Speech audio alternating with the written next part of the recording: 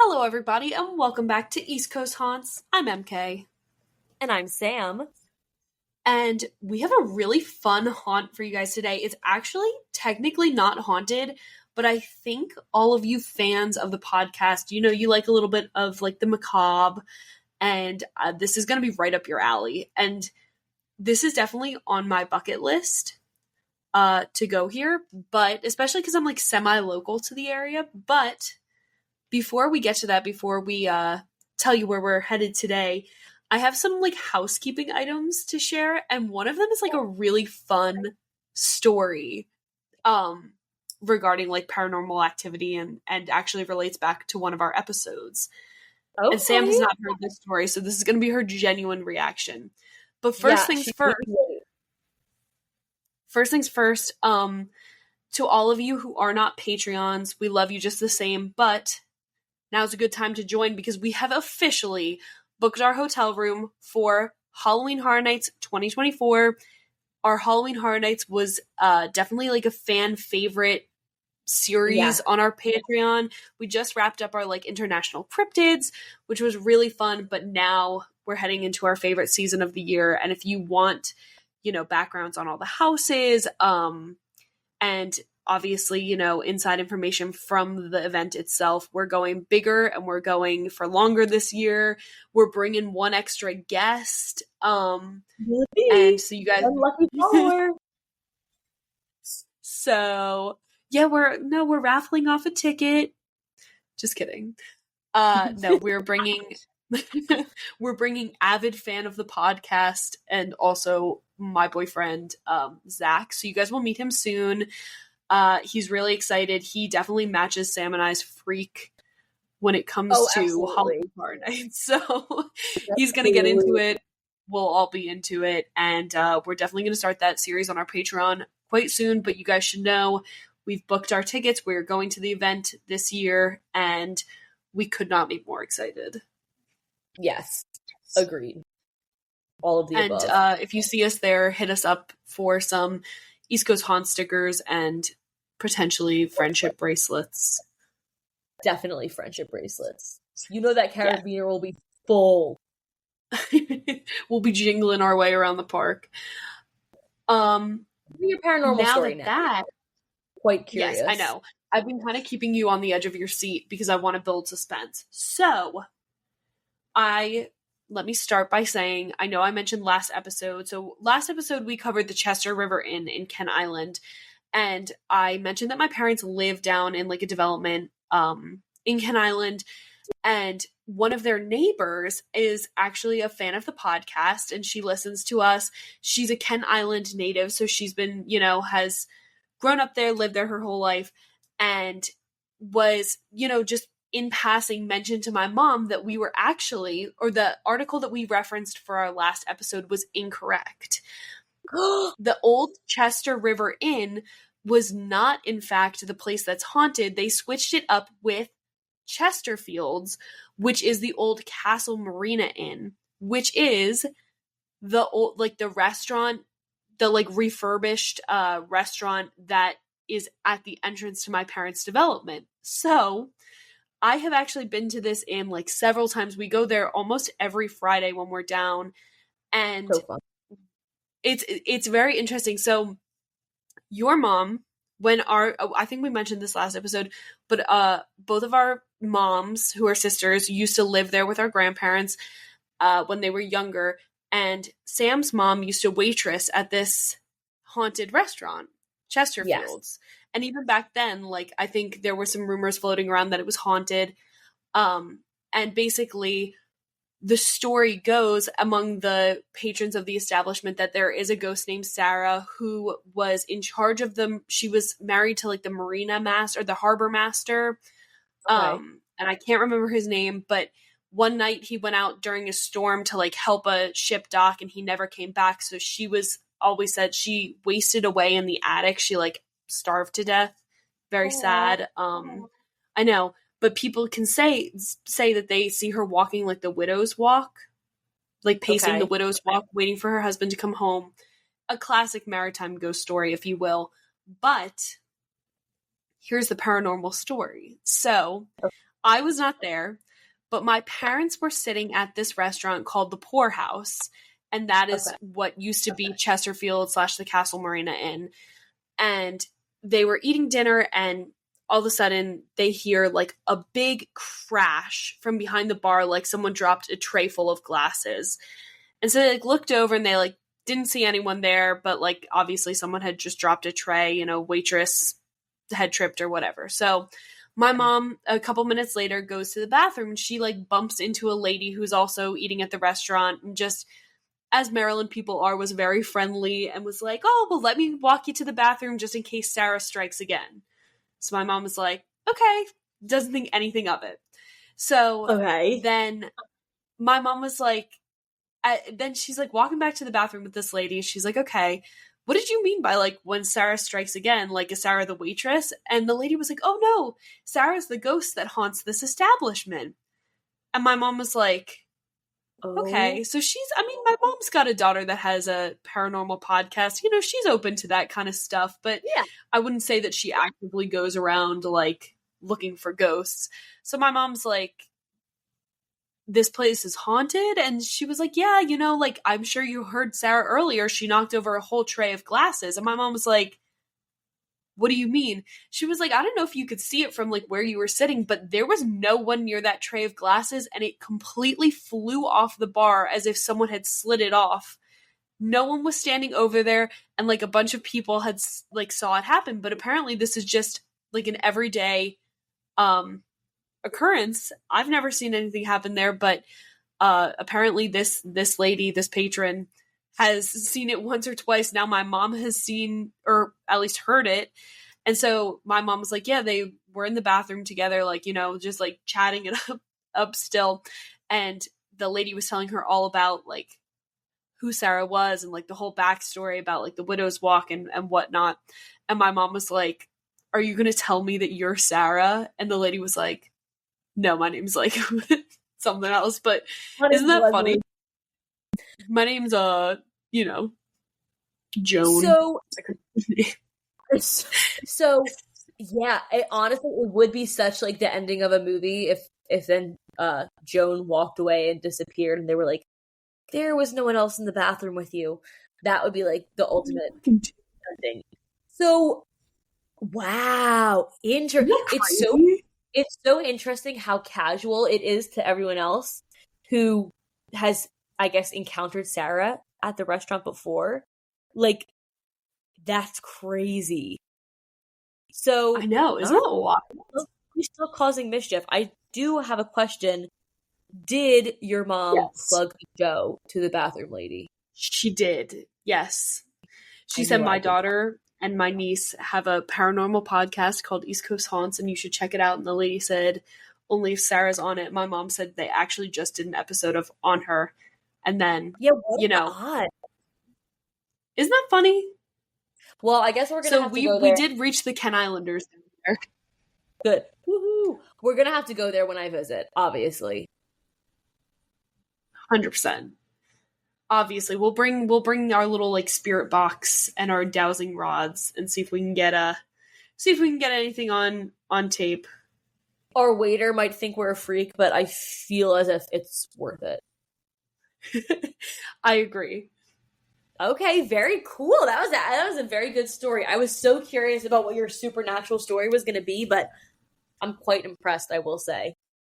I hope it did not disappoint. Not at all. So, okay, right. Any other housekeeping? I know there was something else that I have, and I'm sure I'll remember it later, but not right now. Okay, because I remember, I feel like I also remember you saying there was something else, but I don't know. I definitely wanted to correct about the old episode. I wanted to tell you guys about the paranormal story firsthand account. I wanted to tell you that we're going to Halloween Horror Nights. But you know what? I'll probably remember it by the end of the episode, so I'll add it on there. Okay, perfect. Okay, so then I guess we should get into the meat and potatoes. Yes. The main course, if you will, entree. Yeah. I've never used that phrase before, so I don't know what possessed me to do that, but I didn't really like it. So, Today, we are going to the Mutter Museum in Philadelphia, Pennsylvania. So, Ooh. before we even get started, let's go over the pronunciation because Okay, please. I've heard it pronounced mutter, muter, muter, and I did not want to get it wrong. So this is directly from the museum's website. It says, quote, the U in mutter has an umlaut.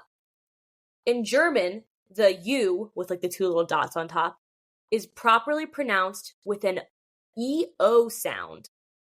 We are just as happy if you pronounce it with a long oo sound like scooter. So I'm just gonna say muter.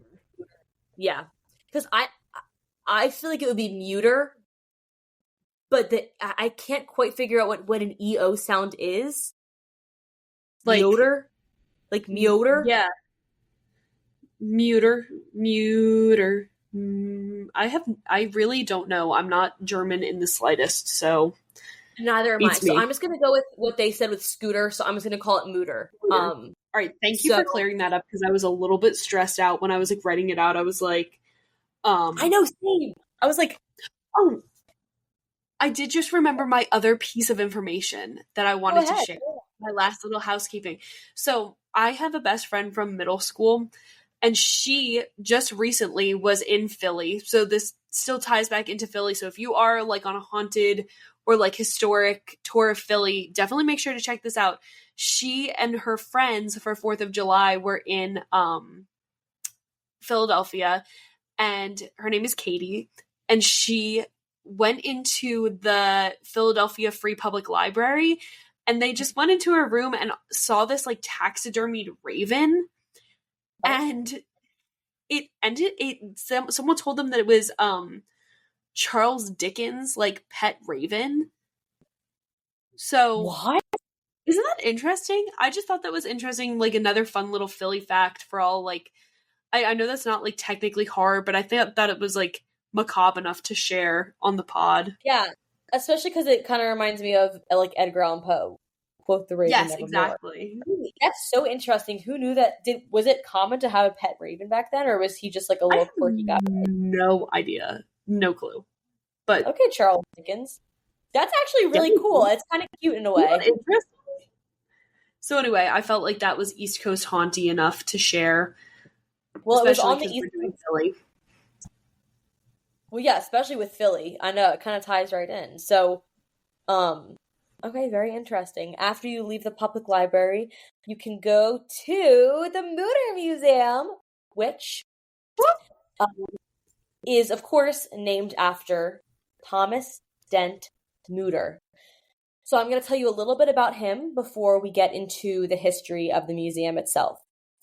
Thomas Dent Mutter was born in 1811. He died in 1859, and he was an American surgeon that was from Richmond, Virginia. He attended Hampton-Sydney College in Virginia, and then he graduated from UPenn with an MD in 1831. Very smart guy, of course. Boy. Yeah.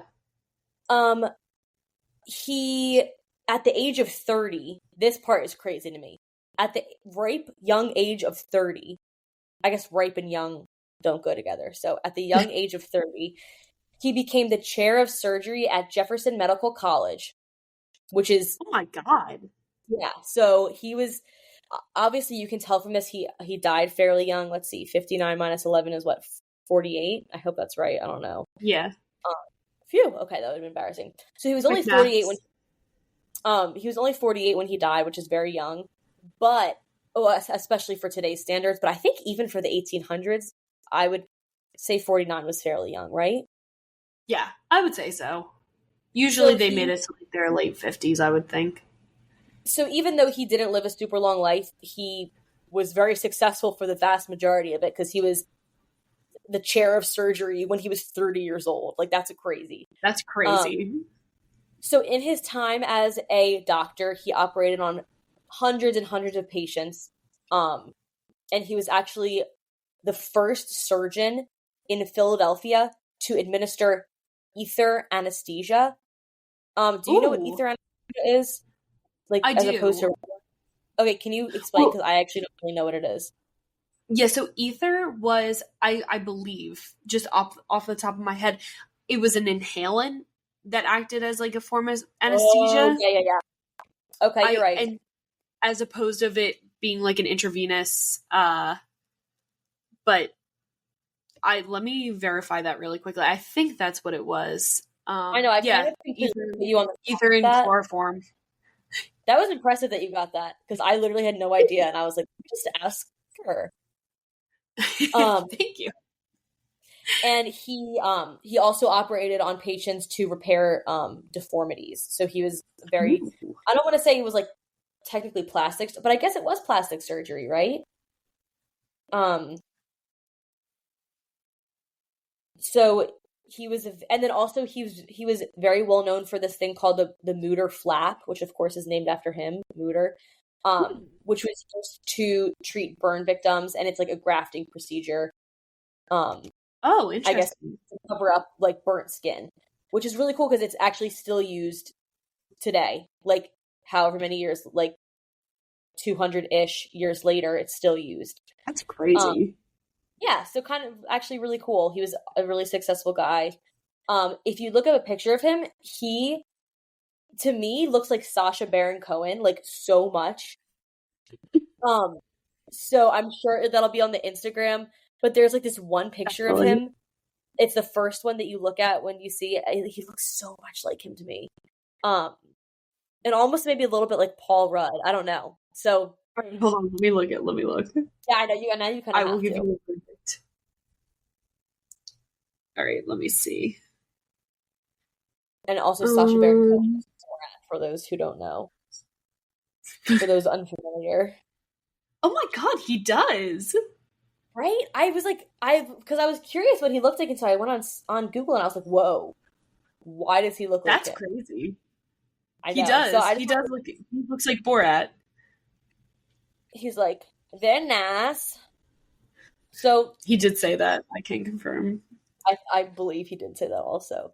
So the Mutter Museum was founded on December 11th, 1858, thanks to a generous donation from Dr. Mutter.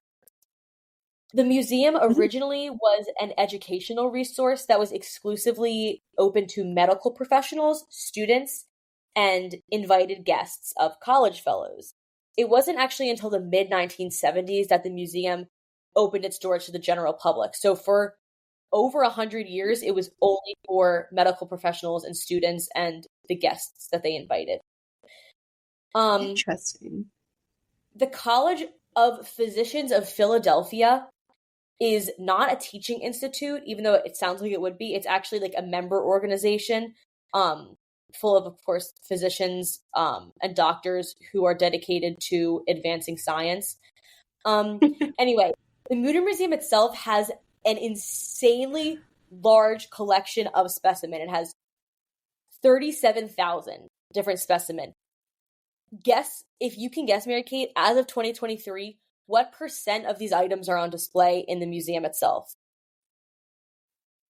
Okay, the way that you're saying that makes me think it's going to be like an extremely high or an extremely low number. Yeah. Okay, so let me talk you through my reasoning here.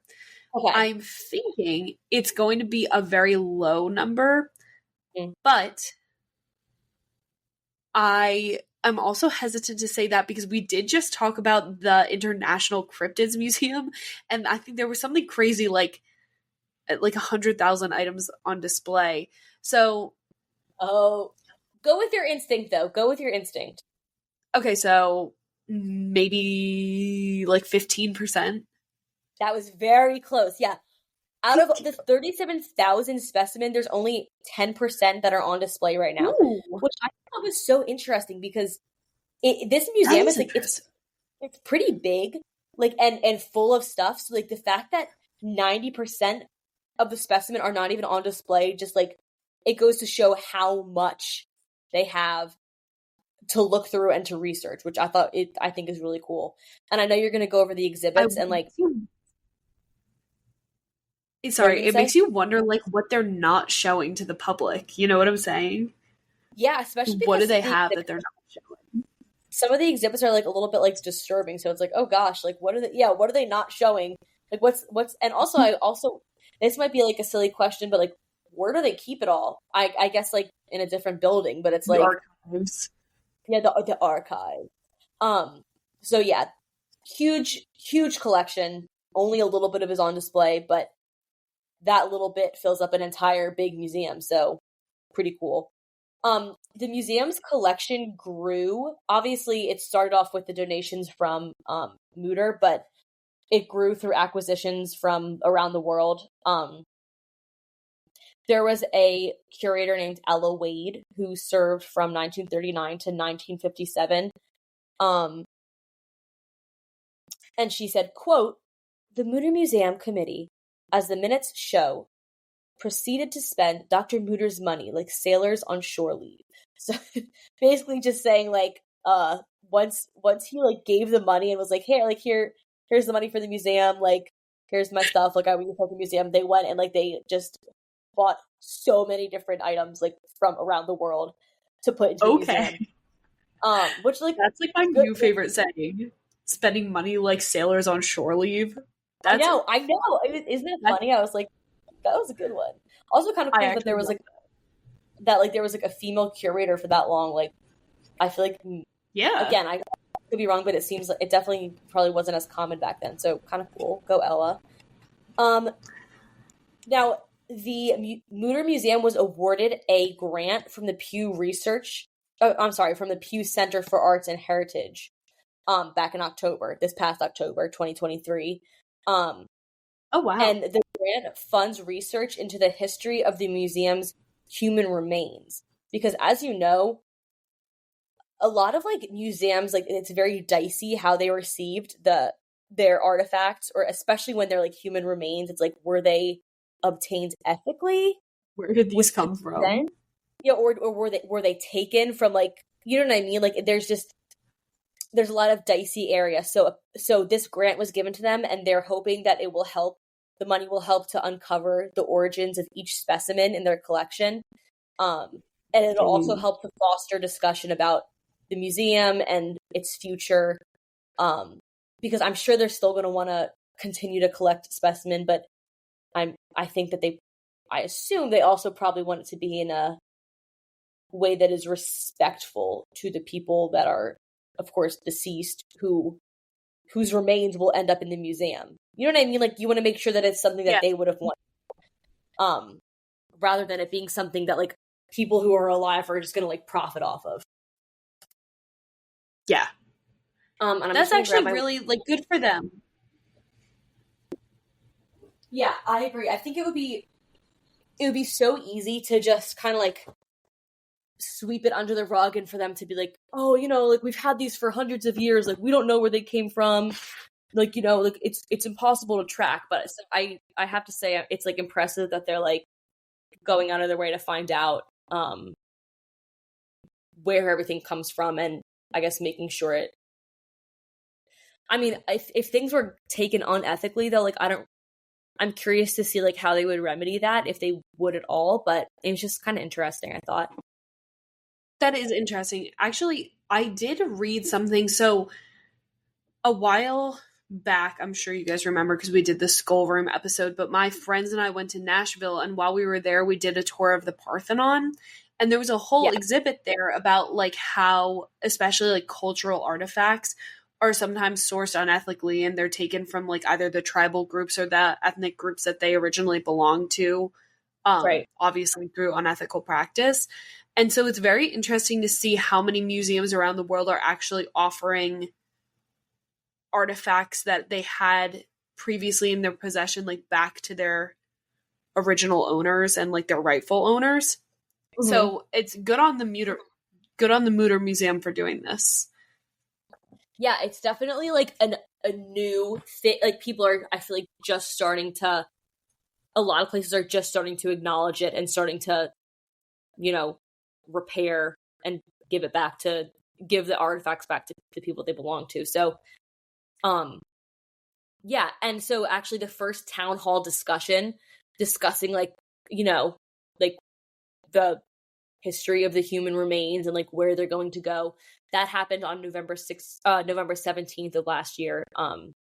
So it's getting started, but it looks promising, and that's kind of the general history of it. But I think the real interesting part that everyone's going to be here for is hearing about the exhibits, because they're very fascinating.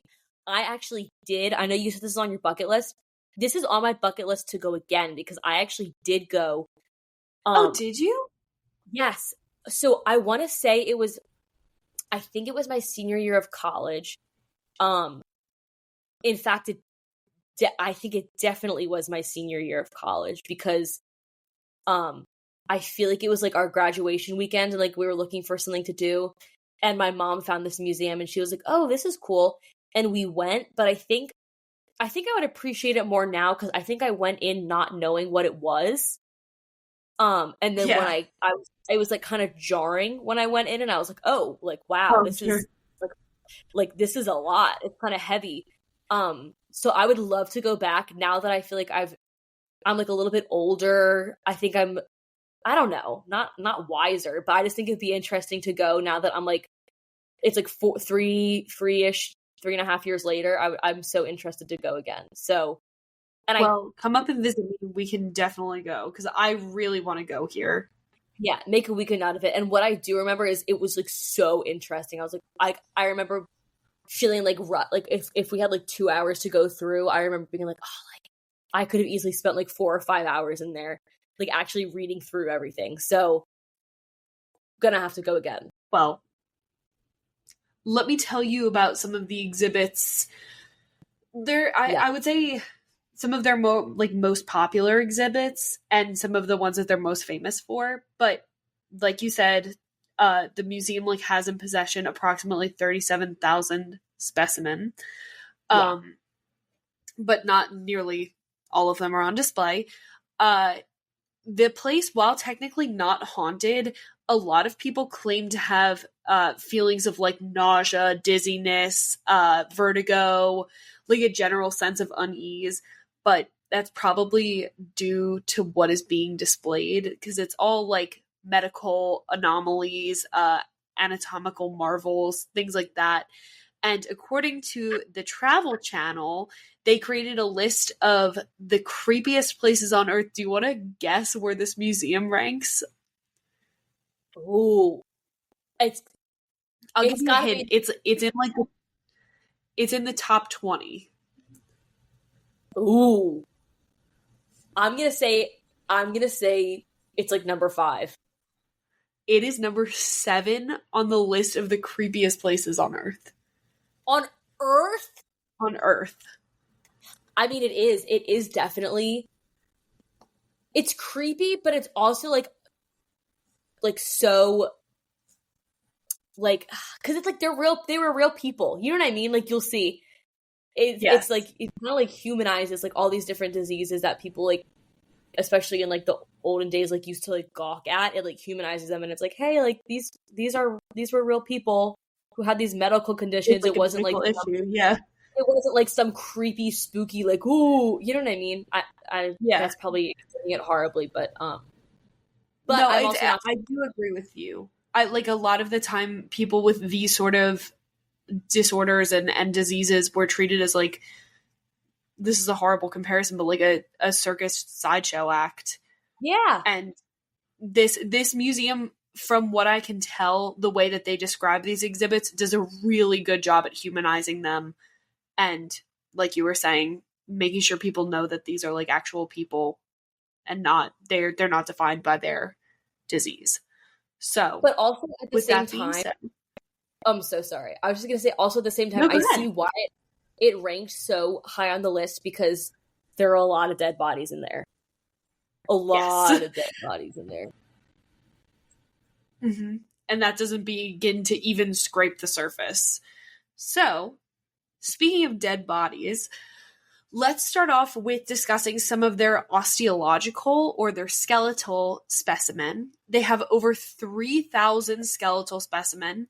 One of the most popular ones that people come from all over to see is the Mutter American Giant, and is the tallest human skeleton on display in North America. Do you want to take a guess at how tall it is? I'm gonna say 7'2". So close. It's 7'6" tall. Wow. Isn't that crazy? If you like now, I guess I actually have no concept of this, but I would think that like there's definitely some professional basketball players that like are in the 7 feet, but like 7 feet 6 inches is that's like that's over 2 feet taller than like I currently stand. And I Wow. tend to think of myself as like decently tall. So 7.5. Yeah, I honestly I can't even fathom that. I can't because like conceptualize how like oh, you have to 7.5. duck to like walk through doorways. So That's kind of okay. I don't even remember seeing that, Then- which is why I need to go again.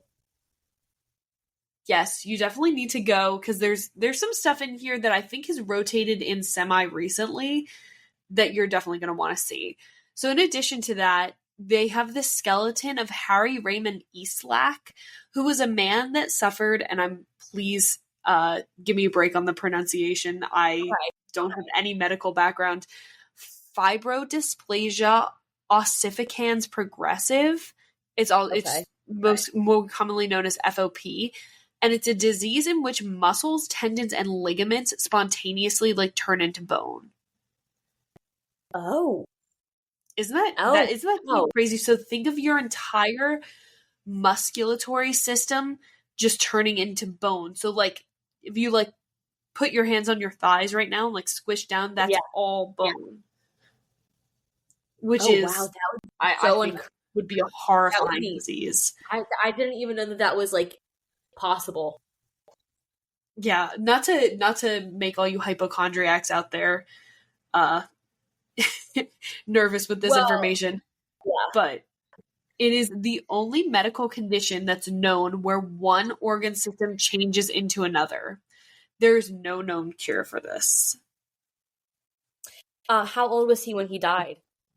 I'm not 100% sure. I couldn't find it. Yeah. Wow.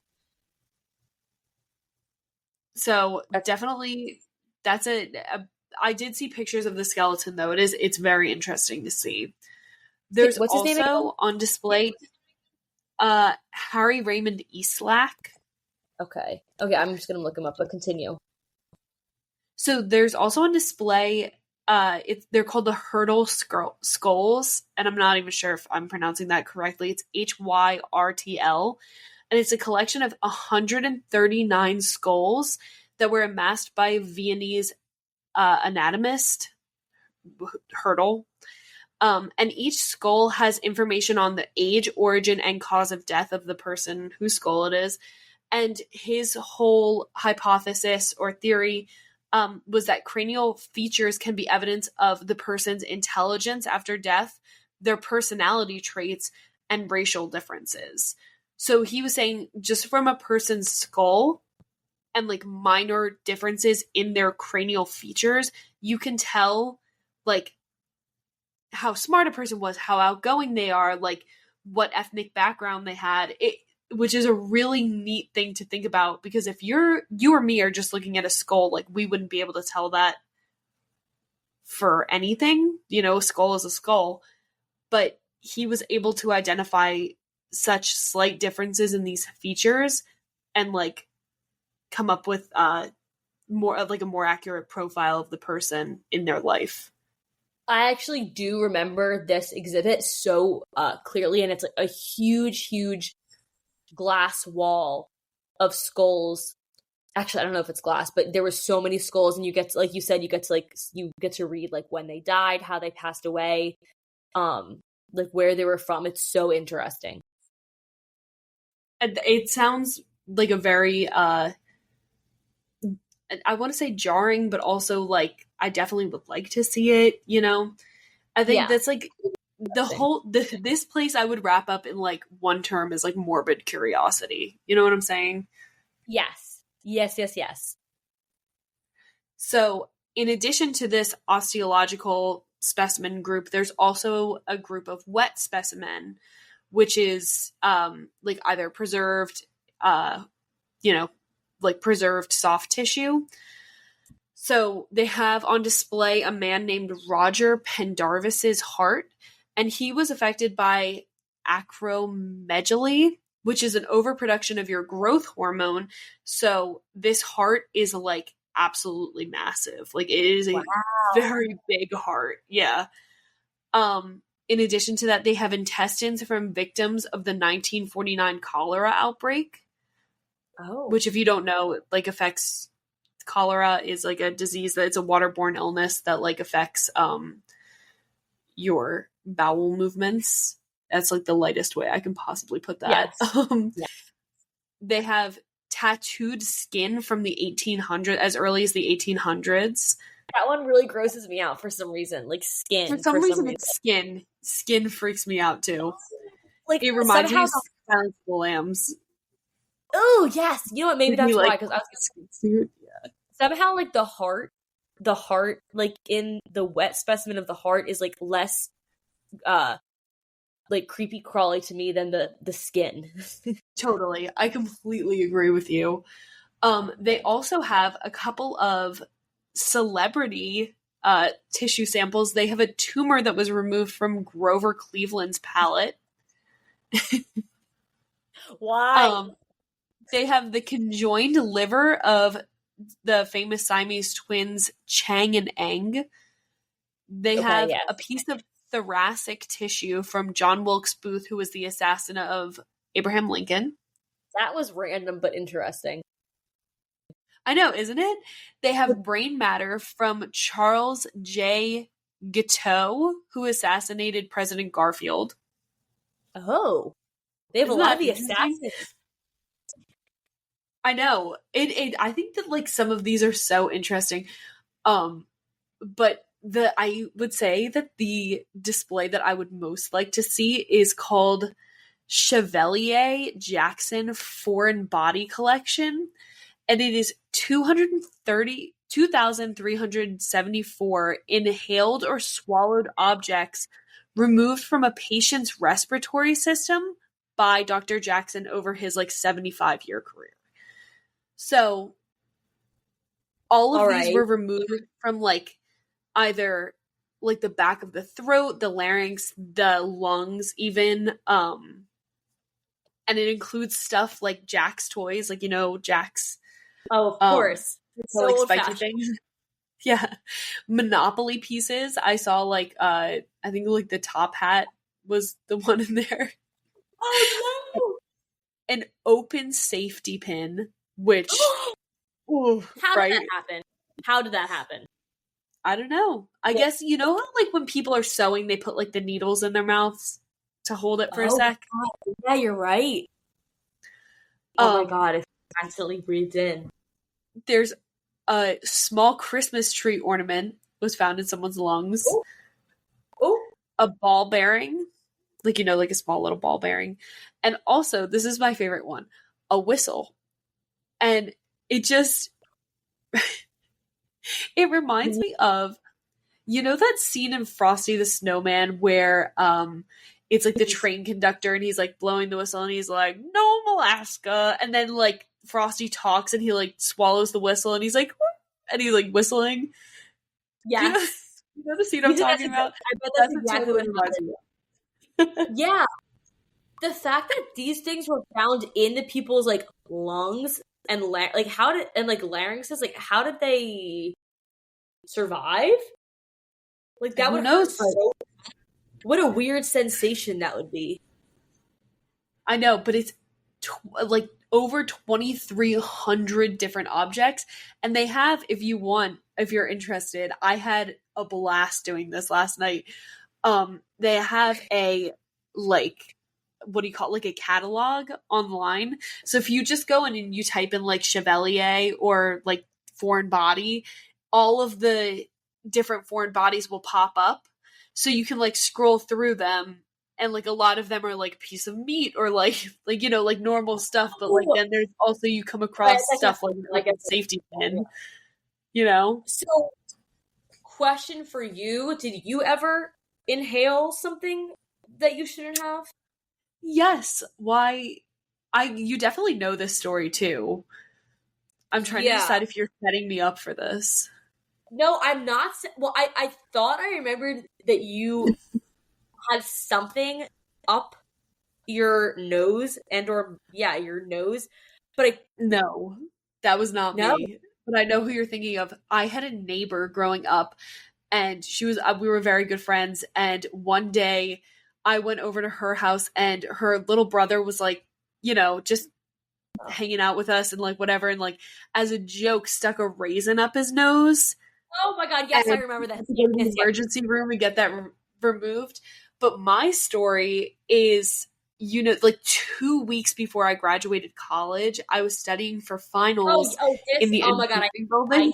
hate I hate this story. I hate this story. This is a horrible story, but Yes, such oh I was my god. studying for like a final in the engineering building, and I was eating like a chicken burrito bowl, and a piece of chicken like went down the wrong pipe, and I could feel it was like stuck in my throat. So I went out into the hallway to like fill my water bottle up, and I took a sip of water out in the hallway, and it knocked like the piece of chicken into a place where I just couldn't breathe Oh my at god, I hate all. And I really like, I am not one to cause a scene like at all. But I literally couldn't breathe, and there were these You're two men like blacking out. talking in the hallway. Yeah, and I'm like losing my vision. I'm like on my hands and knees, and there's two men in the hallway, like probably no more than like 20, 30 feet from me, and I like crawled over to them like on the ground and like made the universal sign for choking. And the one guy, thank God, gave me the Heimlich maneuver, and like the chicken came flying out, and it was, you know, not, and I was like horrified. I was like, oh my God, thank you so much. And I like ran to the bathroom, like had to compose myself. But yeah, Cry. that was definitely like, oh yeah, totally. Yeah. Oh yeah. Oh my god. And then I Thank was God. like, oof. Yeah, right. I know. Because I don't know what would have happened. So anyway, thank you to that guy at Villanova. You really you saved me there. But he Really saved your anyway, life. I know. So Wow. anyway, if I was one of Dr. Jackson's patients, they would have a piece of a chicken burrito bowl in this foreign That's so body. gross. Some chicken, some black beans, you know. One of those wet specimen, you know what I'm saying? Ew. Ah. But anyway, yes. So I thought that was like a really interesting collection. They also have a full collection of wax models.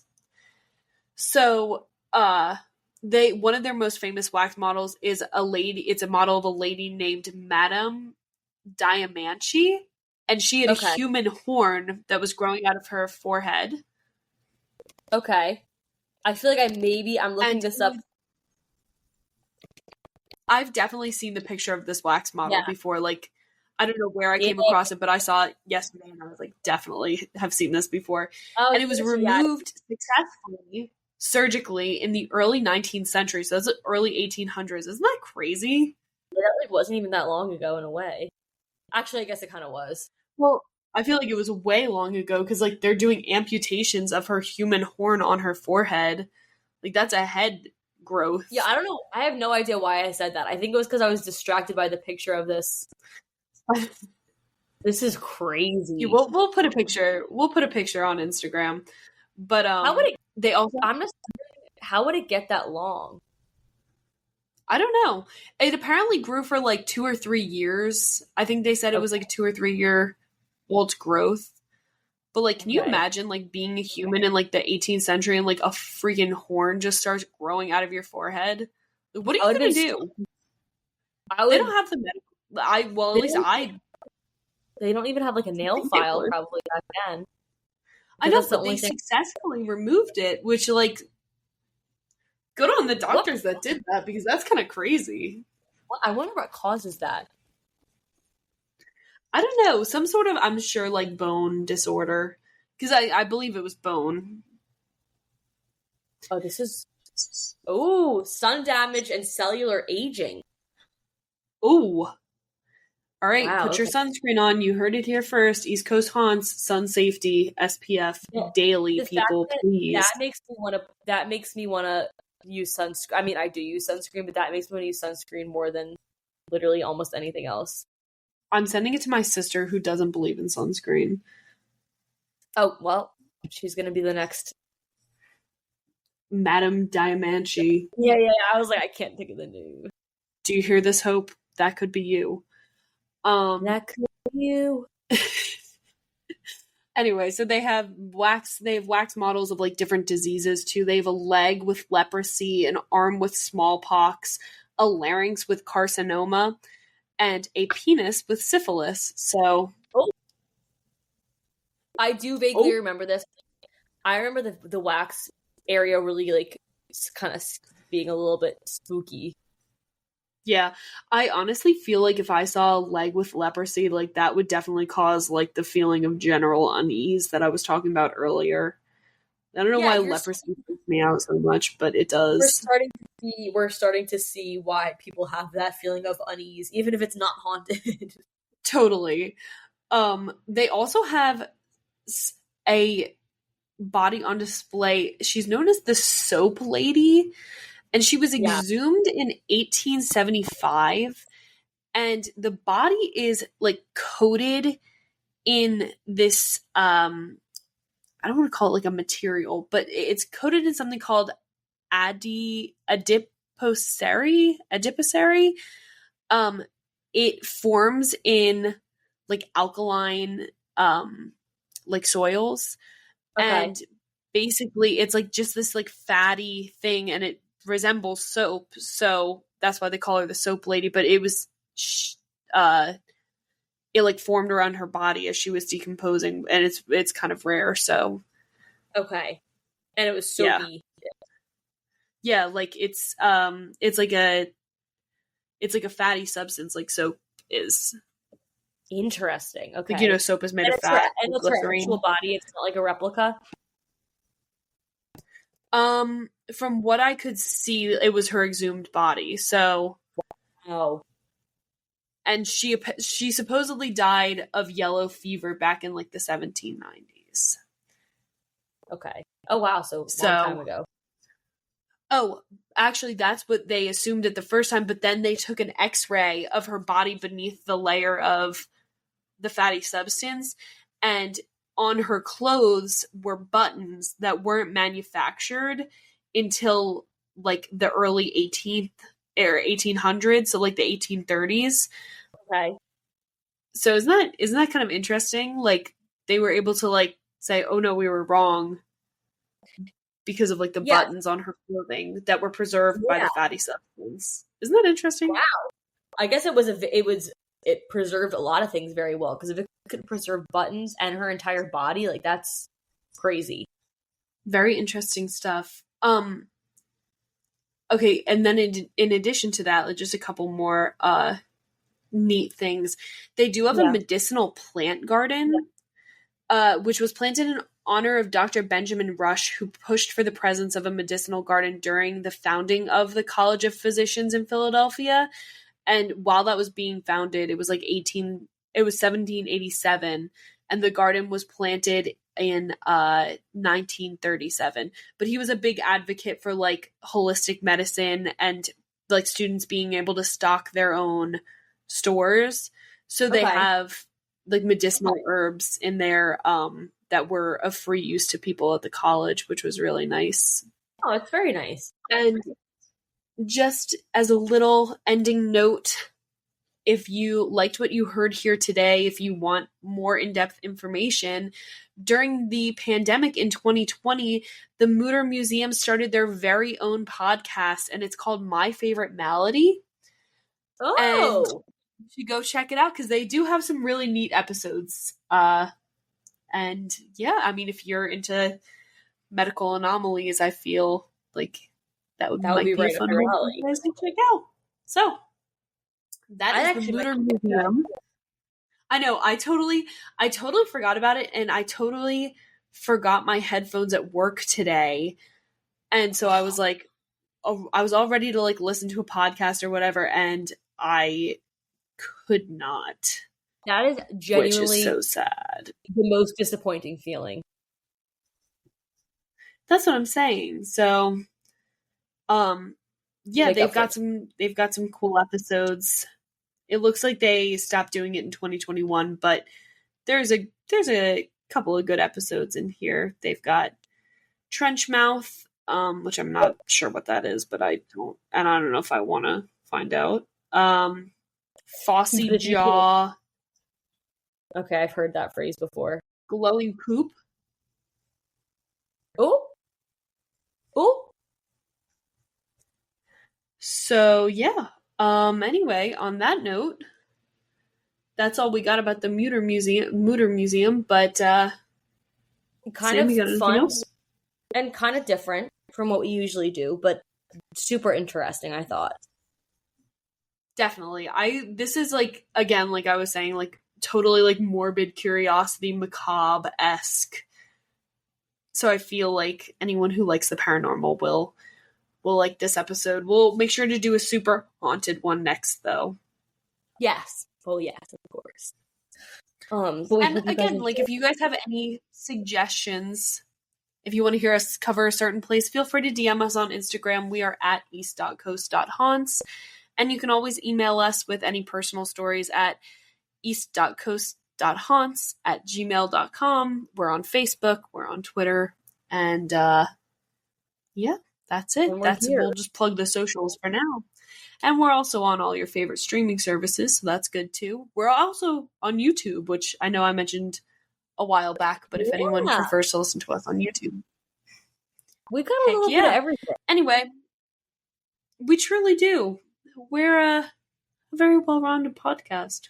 But until next time, we're just two ghouls creeping it real.